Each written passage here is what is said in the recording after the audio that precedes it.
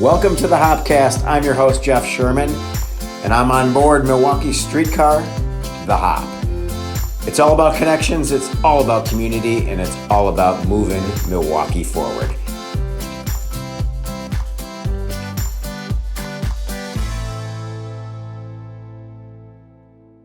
Okay, very good. Welcome aboard Milwaukee's streetcar, the Hop. It is a beautiful sunny day here in the heart of downtown Milwaukee. Also, we are right in the middle of college basketball season in the state of Wisconsin. Lots of success both on and off the court in our state. So we have a wonderful guest today, a proud partner of the Hop, Marquette Athletics. Today, Hopcast is with Mr. Bill Scholl, Vice President and Director of Athletics at Marquette University. Bill's been at Marquette since 2014. He's done a great job becoming a community connector, really involving himself in the community each and every day, and becoming a true leader, not only at Marquette, but in civic stuff around town. He's guided Marquette's success both on and off the court, on and off the field. So he's a great guest today to talk about not only what Marquette is doing in athletics, but what Marquette is doing in the community. So thanks for your time today, Bill, and thanks for being on the Hopcast. Jeff, thrilled to be here. You said that my mom would be very proud if she could hear all the great things you just said about me. That's right. That's what we're all doing every day. Yeah. That's trying to make our parents proud, right? Absolutely. It's exciting to be here. And this is such a great partnership. It's really fun to do this. Great. Thank you. All right. So this will be a fun interview. I like to break them up into kind of a couple pieces. We do an onboarding, get to know you a little bit and your story. We talk a little bit about moving Milwaukee forward and some of the fine developments and things happening in downtown Milwaukee. Then we'll do some hop takes, some quick questions, personality driven, get to know you a little bit, and then a final question about winning and success. Yep. So let's talk a little bit about your path to Milwaukee. You know, you came to Marquette from Notre Dame and Ball State, but give us the early Bill Scholl story. You know, where'd you grow up, and really just talk about your path and your journey and your career in sports. Absolutely. Grew up really in two different cities. Cleveland, Ohio is where I was born. Lived there until I was 11, and plays a real role. As maybe we talk, you'll find out I still have an affinity for some of those Cleveland teams. Okay. But moved from there to South Bend. My dad was transferred, and our family moved to South Bend when I was 11. Okay. And really was there. I went to school there, high school, college, and then worked in the community, and then had the opportunity to go back and get into athletics at Notre Dame. So that was really that's kind of how I ended up in the business. I did work with Special Olympics while I was there. We hosted the International Special Olympic Games in 1987. Okay. And I was the fundraising and marketing guy for those games. Okay. And through that, got to know the athletic director at Notre Dame, who then offered me a job when our games work was over. Okay. And so it's kind of Cleveland, South Bend. I was in South Bend for a long time. You know, I was there until I was about 53, 54 years old. And then moved on to take the position at Ball State, and then from Ball State to Marquette. Okay. Big family, brothers and sisters? Yep, we have, there's 4 boys and a girl. Okay. And, you know, people ask about athletics. I was not a great athlete, but we're a very sports-oriented family. Yeah. I would say it's funny, my mom probably drove that more than my dad, and that Okay. maybe is a little unusual for some people, at least back then. Yeah. My mom had a couple of brothers that got as high as AAA in baseball. And so we all grew up just loving sports and playing it. None of us good enough to go past high school, but we're all to this day. We still, you know, it's one of the things I love about cell phones. We have our chat back during any, you know, if we're watching whether it's a Packers game or a Cleveland Browns game, we're sitting there watching and texting each other, and so all 5 of the kids are still very engaged in athletics. Good. That's great. That's great. You mentioned early in your career you had leadership positions in some service-driven organizations like the Summer Special Olympics Games. Yep. You know, how did that help shape the leader you've become today? Obviously, leadership and community service really central at Marquette. So Right. talk a little bit about that experience. Yeah, I would say a couple of things. First of all, the Special Olympics opportunity was an amazing 3 or 4 years. I was part of the Games Committee. When I took the position, I knew there'd be an end. You know, it was a typical local games committee, and when the games were over, you were going to be out of a job. But I really felt it was just too good an opportunity to pass up in terms of helping others, I think now I end up at a place, where you want to be the difference and be men and women for others. Right. And that gave me maybe my first real opportunity to do that and be that. To think that that's what I got to do every day, and then when the games actually happened, and to see the joy and the fun that those athletes were having at those games, it's just such a worthwhile experience. I had the other piece of my leadership. I've been blessed to work for some incredible people in the business. The man who hired me, Dick Rosenthal, was the athletic director at Notre Dame that hired me.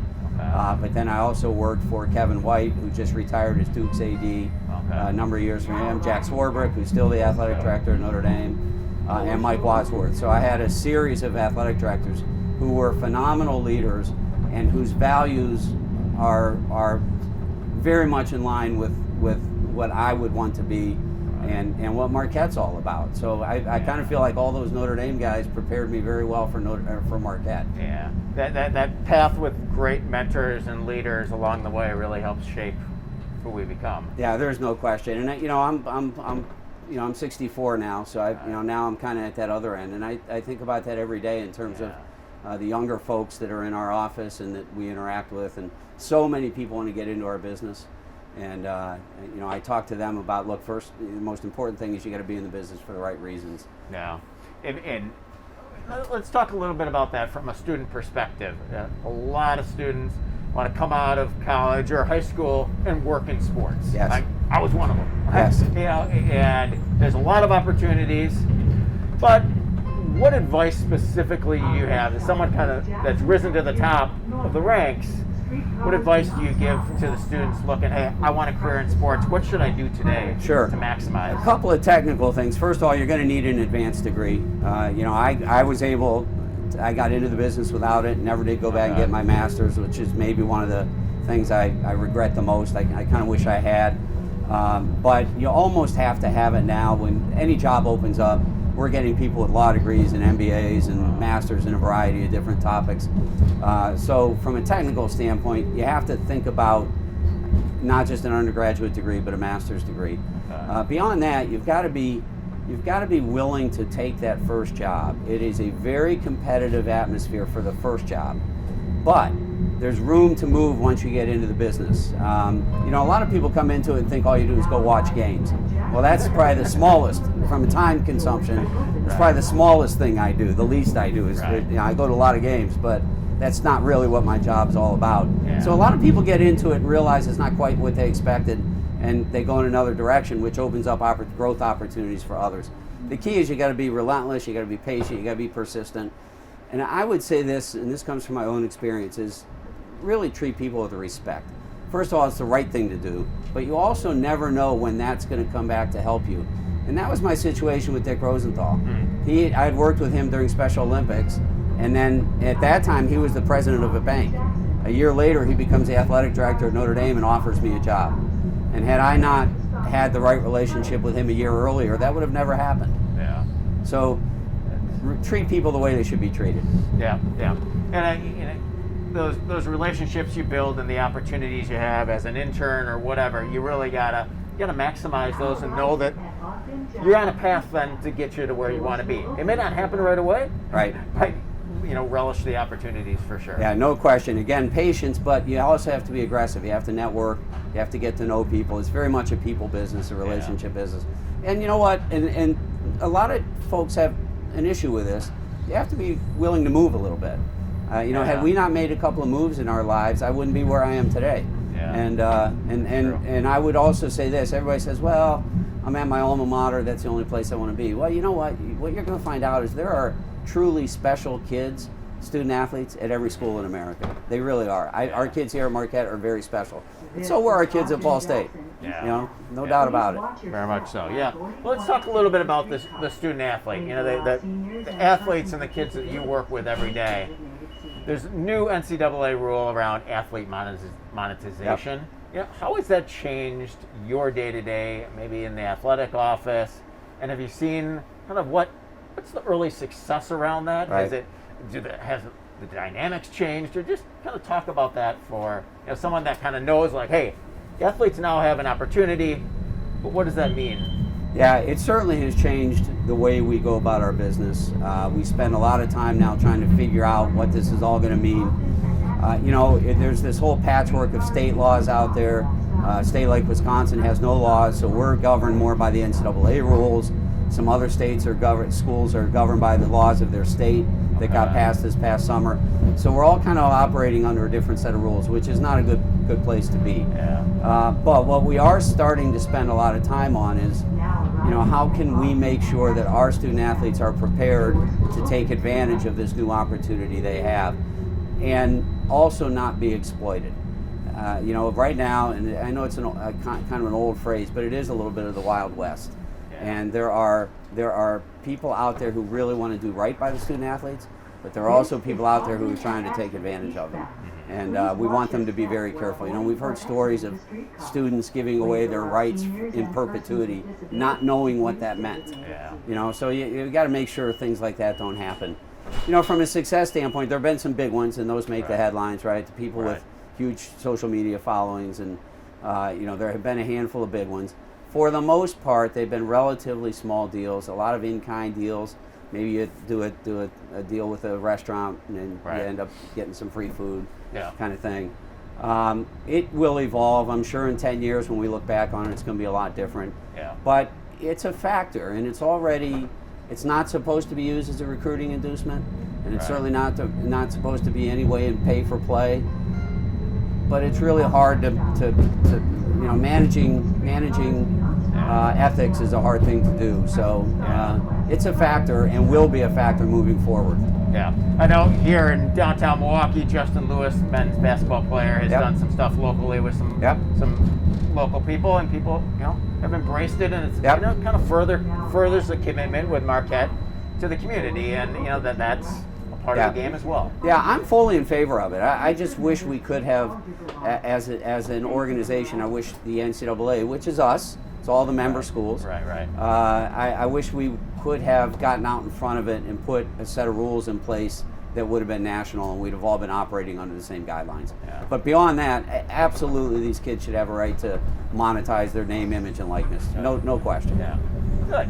Let's talk a little bit about, obviously, again, we're really thankful for Marquette Athletics' support to the streetcar and the hop, the branding, the car looks amazing. Talk about the marketing and sponsorship and ticket sales side of your business. Obviously, the revenue drivers each and every day. How has that changed through your career, and what are you seeing? Yeah, I've been in the business long enough now, 30 plus years. It's funny. The whole sponsorship piece 30 years ago was really more about feel, and it's just something we want to be associated with, and people really didn't quite know how to activate. In fact, I'm not even sure the term activate was used back then. Now it's about eyeballs. It's about activation. There's much more of a science behind it. I would say it was much more of an art 30 years ago. Now it's much more of a science. But it has become a significant revenue stream for all of us. And as we continue to try to provide our student athletes with the opportunities that we promise them, it's a very important piece of our portfolio. Yeah. And we love this. We love the hop. I think the streetcar looks phenomenal. I love it. Yeah, so do I. It's big, it's bold, it's vibrant, and it's a great connection, and that's what couldn't agree more. The streetcar is all about, is community building. So wonderful. We talking kind of stay on that theme of change a little bit. You had a change at the men's basketball coach position.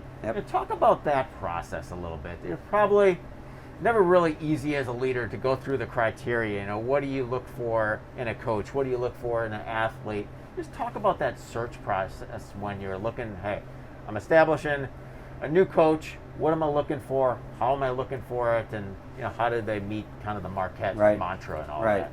Well, we certainly do have a list of criteria that we're looking for, and we have one that's kind of in place daily, because you never know when you might need it. Right. But then sport by sport, it might differ a little bit. In one sport, you might be a little more willing to go with an assistant coach who's never been a head coach. In another sport, you might say, I really need a head coach on this one. Yeah. So you might have to alter the criteria a little bit from sport to sport. But in essence, they fall into a couple of buckets. One is kind of what's their fit with our university? Do they have the kind of values that we want to have in our employees? Is this a good spot for them? This is a very important one. People don't think about this. Do they truly want the job? We're not looking for somebody. We feel like Marquette's a destination position, and so we're looking for somebody who wants to be at Marquette, stay at Marquette. Not that doesn't mean they won't ever move on, but it's an important piece of, they need to demonstrate to us that there's a reason they really want to be here. They have to have a clean NCAA record, so there's some of that's got to be a part of it. They have to have proven success in terms of wins and losses, but also recruiting, academics. The academic piece is very important. We want to see what their thoughts are on making sure student athletes are progressing towards graduation, excelling in the classroom. So it's a number of things, and again, and one of those, you kind of try to decide on the front end: are you looking for a head coach, or are you willing to kind of look at the assistant pool? Yeah. Good. All right. Well, talk a little bit about how you coordinate and cross promote all the programs. Mm-hmm. Obviously, success at the men's program, success at the women's basketball program. How do those programs work together? And then all the other sports that are under the umbrella. How's the day-to-day on that to kind of cross promote and share resources? Yeah, the promotional efforts for the most part are kind of around our team sports. So we've got, the team sports would be the 2 basketballs and the 2 lacrosses, volleyball. I don't want to miss anybody, but the team sports versus track, tennis, golf, more the individualized kind of sports. Yeah. So we spend a lot of our promotional efforts there. Okay. We are blessed to be in a situation around basketball where that gives us a platform that allows us to promote all of our other programs at the same time. Yeah. When I think about our crowds at Fiserv, if we have an 18-game home schedule, that's probably, if you take graduation out, we're probably the next largest convocations of Marquette fans and community, right? Yeah. So what a great opportunity for us to be promoting our entire program. Yeah. We have our head coaches, I think, are phenomenal teammates with each other. And that's an important thing, by the way, going back to the criteria list. Yeah. What kind of teammate are you going to be within our department? Are you willing to help others? Are you willing to be part of a department and not be just isolated? And we're blessed right now. Great example, we were talking earlier about the 2 DePaul basketball games before we got on air. Yeah. And, I don't know if you may have seen this. I know you're active on social media. Yeah. But Shaka made a nice pitch at the end of his press conference following his DePaul victory to have people come out to the women's game the next night. So that's how those coaches are. They're more than willing to help each other. It was really funny. Our volleyball coach commented to me very early on about how many texts he was getting from our new basketball coach after every game, after all the volleyball games. Wow. And that's the kind of collegiality we want to have within our department. Yeah, that's what it takes to community building. Absolutely. It's Exactly. collaboration. Exactly. Let's here as we continue along the hop route, I want to talk a little bit about moving Milwaukee forward. That's what the streetcar is all about. It's about connections and community building. So let's talk about Milwaukee. When you look at Milwaukee from a city standpoint, what do you love about the city? And maybe what's one thing you'd change about Milwaukee? Yeah, well, first of all, there's a lot I love about Milwaukee. I knew very little about it. It's funny, in all of the travel we do in this business, Milwaukee is not a place I'd been to very often. I had come up when I was in South Bend. I'd come up for a couple of Notre Dame Marquette basketball games, but other than that, really had not spent much time here. So when the opportunity for Marquette came up, choosing Marquette was easy. I really didn't know what the city was going to be like, to be honest with you. Yeah. And I love it. My wife loves it. I mean, it's there's so much going on. I was blown away by how much is happening in this community. And we love good restaurants. My God, you can't get through them all. Yeah. I've been here 7 years, and I feel like I've barely dented that topic. If there's anything I could change, it's ironic. I've lived around a Great Lake my entire life, whether it was Lake Erie or Lake Michigan. Yeah. And yet I hate the cold. I love warm weather. And my wife and I used to joke about if I ever left Notre Dame, it would be to go south. Okay. Well, we went to Muncie, Indiana, which was a little bit south. And then when I went home and said, what do you think about Milwaukee? And she said, well, that's not south. I said, no, it's definitely not south.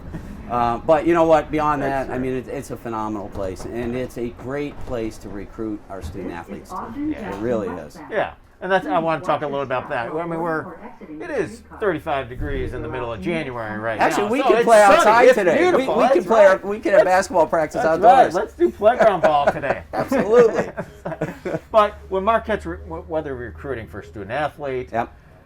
how do you best leverage the city and sell the city? Because kids don't only pick the school, Right. They're picking the entire region and Right. area. Right. Obviously, we make a big deal out of the fact that we're truly an urban campus. And that, for some kids, that may not be what they're looking for. But for a lot of kids, they are looking for that. And we are truly urban. There's a lot of schools that kind of say they are. We are right downtown. We really are. Yeah. And the opportunities that presents from a community service standpoint, from an engagement standpoint, from an entertainment standpoint, are actually great selling points for us. It's a very diverse community, and we make a real point of that. It is and this is one of the things when we think about what we love about Milwaukee. It is full of people who love sports, and the Brewers draw well, the Bucks draw well, the Packers obviously are historic in what they do. The people here love their sports, and that's important. When we walk, and then Fiserv is an unbelievable asset for us. When we walk a high school kid in there and they're seeing Giannis's jersey hanging, and or it's not yet, but it will be.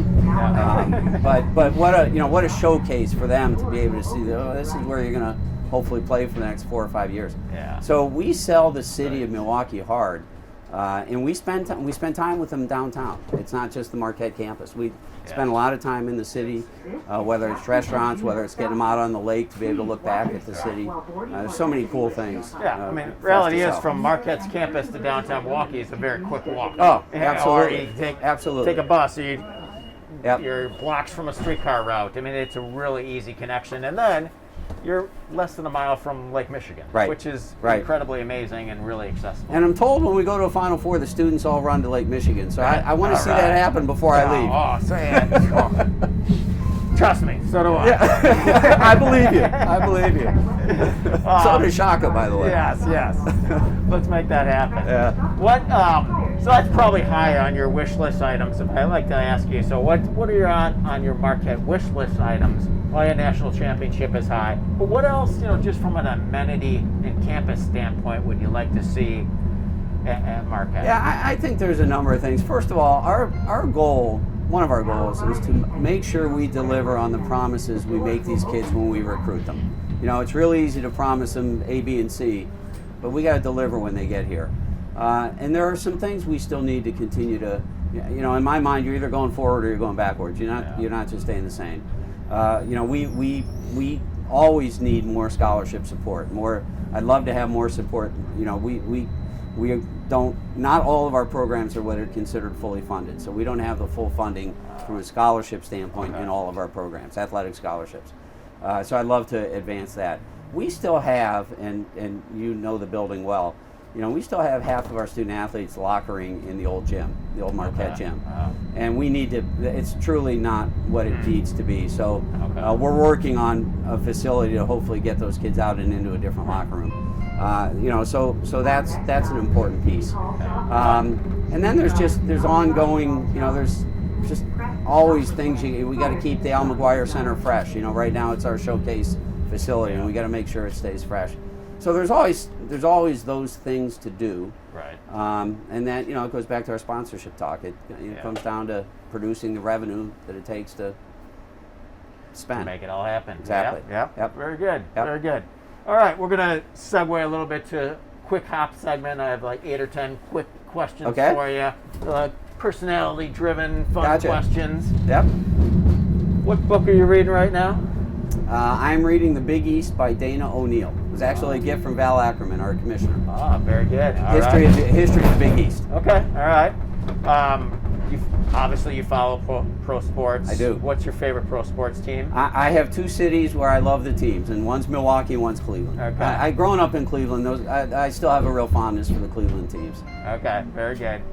Hoops too? Cavs? Pardon me? Hoop, basketball too? Oh, Yeah. absolutely. Cavs and Bucks. Yeah. Right. Absolutely. Cavs have a shot at the playoffs. They do. They're having a good year. surprising. Having a nice I year. Like it. Yep. Favorite restaurant or kind of cuisine type in Milwaukee? Yeah, well, I like a lot of restaurants and like a lot of foods, but I would say if I had to name a favorite, it'd be Moe's, a place for steak.